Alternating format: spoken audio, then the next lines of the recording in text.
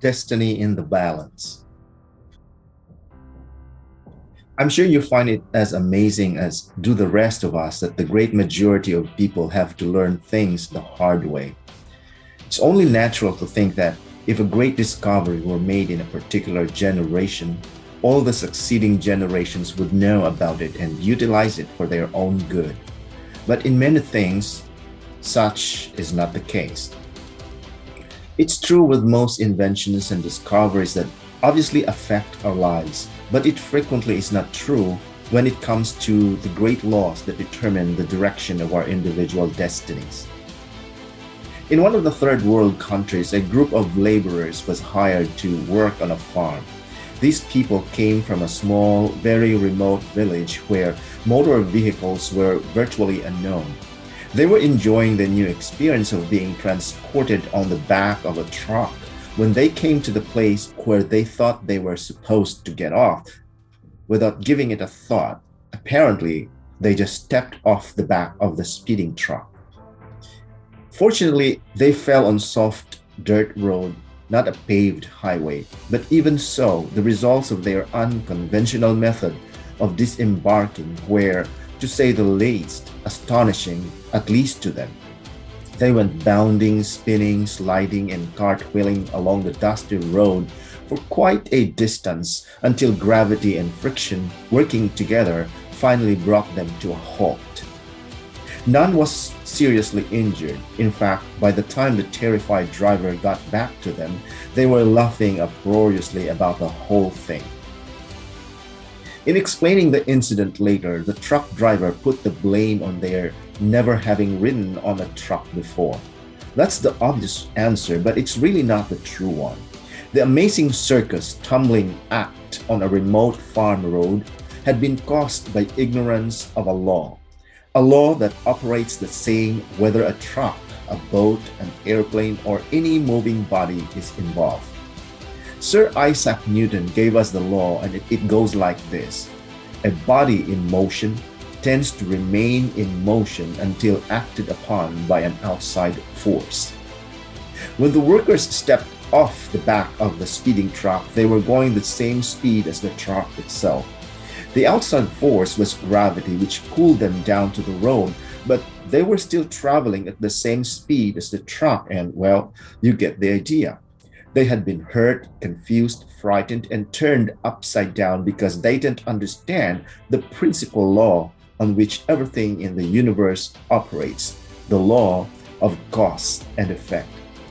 This law has been written thousands of times by the greatest minds the world has produced, and as a result, it has appeared in many forms. For purposes of our program, it might best be put this way. Our rewards in life will always match our service. It's another way of saying, as you sow, so shall you reap. And it's been written in many different ways in every language on earth.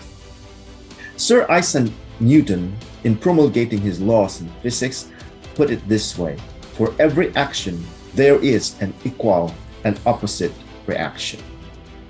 When you say our reward in life will always match our service, you will almost always get a general agreement.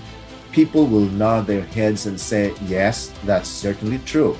They will then go their ways and never realize, for the most part, that this is a truth that is so great and all-enveloping that their every thought and action is affected by it. I like to think of this law in the form of a giant apothecary's scale, the kind with a cross arm from which hang two bowls and chains. One of the bowls is marked rewards, the other is marked service. The world will match in the bowl marked rewards. How we think, work, talk, and conduct ourselves is what we have to put into the bowl marked service, and the extent and nature of our service will determine our rewards. If any person alive is discontented with rewards, he should examine his service. Action, reaction. As ye sow, so shall ye reap. What you put out will determine what you must get back in return. It's so simple, so basic, so true, and yet so misunderstood. If a business is not expanding to the quick and exciting tempo of the times, it must examine its contribution, its service. If a person is unhappy with his income, he must examine and reevaluate his service. Now, whom do we serve? Each of us serves a portion of humanity, and humanity to any given person is the people with whom he comes in contact with. It is family, friends, neighbors, co-workers, customers, prospects, employers, all those he has chosen to serve. Everyone, everyone with whom we have any kind of contact is to us humanity, and our rewards will be determined by the extent to which we serve. Never before in the history of the world have human beings been so interdependent. It is as impossible to live without serving others as it would be to live if others were not constantly serving us. And this is good. The more closely knit this interdependence becomes, the greater will be human achievement. We need each other, and we literally cannot live without each other. Every time we strike a match, drink a glass of water, turn on the lights, pick up the telephone, drive our car, put on our clothes, take a bath, mow the lawn, or go fishing, or just try making your own fish hooks sometimes, we are being served by other human beings. Every time we look at our watch, we are being served by a great industry and by the efforts of thousands of human beings. We all seek rewards, and we should understand that rewards come in two forms, tangible and intangible. That is, rewards include the money we earn, the home we buy, the car we drive, the clothes we wear, and they also include our happiness, our peace of mind, our inner satisfaction, and the people we meet and enjoy.